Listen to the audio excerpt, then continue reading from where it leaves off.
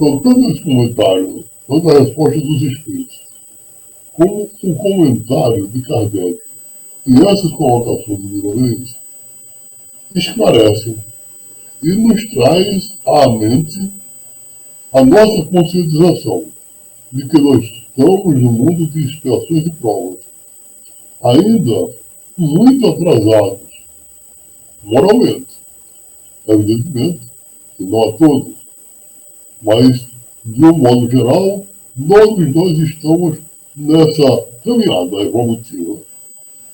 Hoje, se eu sou senhor de escravos, eu desencarno. Os escravos também desencarnam. E pode haver uma permuta eu passar a ser escravo sob o julgo daquele a quem me escravizava. E assim, fazendo sofrer e sofrendo, de encarnação em encarnação, nós vamos paulatinamente adquirindo o amor ao nosso semelhante e evoluindo, e caminhando na escalada evolutiva.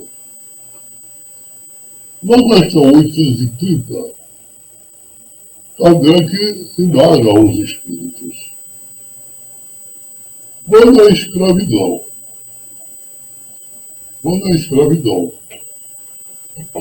faz parte dos costumes de um povo, os que dela se aproveitam merecem ser condenados, embora apenas se sujeite a um hábito que lhes parece natural?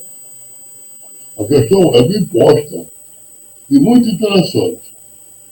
E Kardec, ele vai aos meandros dos questionamentos. Ele não deixa de maneira nenhuma, de modo simples, brecha nenhuma para que a gente tenha dúvida a respeito do tema que a gente está abordando. Então veja a questão que Kardec coloca. Quando a escravidão faz parte dos costumes de um povo, os que dela se aproveitam merecem ser condenados, embora apenas se sujeitem a um hábito que lhe parece natural? Pergunta interessante, né? Vejamos o que é que os espíritos dizem. O mal é sempre o mal. E nenhum dos vossos sofismas fará que uma má ação se torne boa. Mas a responsabilidade do mal é relativa aos meios de que o homem disponha para compreender. Aquele que tira proveito da lei da escravidão é sempre culpado da violação da lei da natureza. Abrindo parênteses. Né? A lei dos homens pode até favorecer e estipular que a escravidão é legal. Entanto, a gente pode fugir da lei dos homens, mas estamos sob a égide da lei divina, da lei de Deus, e dela não fugiremos. Fechar.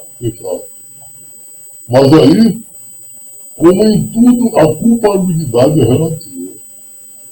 Como a escravidão tem feito parte dos costumes de certos povos, foi possível ao homem aproveitar-se dela, ainda que de boa fé, como de uma coisa que lhe parecia natural.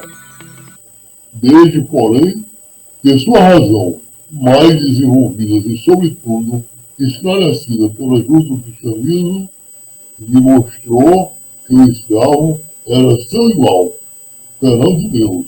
Ele não tem mais nenhuma desculpa.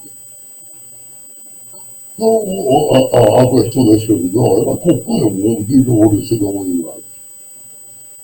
Sempre que aqueles que adquiriram por força ou por determinada circunstância o poder de mando e tem sob a sua égide pessoas que trabalham para ele, que estão sob o seu comando, e ele aproveita desse status que ele tem para infligir determinada lei da natureza, suprimir a liberdade da pessoa, a liberdade de desenvolver atitudes as mais simples possíveis de convivência e de vivência do ser humano. Mesmo que isso seja um hábito comum nas sociedades, mesmo assim, constitui um mal perante a divindade. Aí vê que na Grécia Antiga era muito comum, e normalmente nós associamos a escravidão à escravidão no Brasil. A escravidão imposta aos nossos irmãos vindos da África. Porque quando os portugueses chegaram ao Brasil, eles precisavam de mão de obra, precisavam de pessoas que fossem trabalhar para eles, ou no cultivo da terra, ou na procura de metais preciosos como ouro, diamante, etc. E aí eles procuraram então usar o índio, a mão de obra, mas isso não deu certo, porque os índios tinham aquela natureza de liberdade. Falavam até que os índios eram preguiçosos. Não é questão de ser preguiçoso, é porque o modo de vivendo do indígena era solto, entregue à natureza. Eles viviam pela natureza. E viver sob o jugo de trabalho forçado, de trabalho escravo, evidentemente que não trouxe para os portugueses aquilo que eles desejavam. Foi então que iniciou, digamos assim, a escravidão. Traziam então os irmãos da África, que chamavam navios negreiros através dos navios negreiros, e esses escravos trabalhavam para os senhores. Isso não somente aqui, em toda a América, principalmente no Brasil e nos Estados Unidos. Mas a questão da escravidão não é atinente apenas aos negros que vieram da África. Qualquer atividade que o homem impõe a seu irmão e suprime dele a liberdade para que ele trabalhe para si, evidentemente se torna um escravo, e aquele que faz isso é um escravocrata.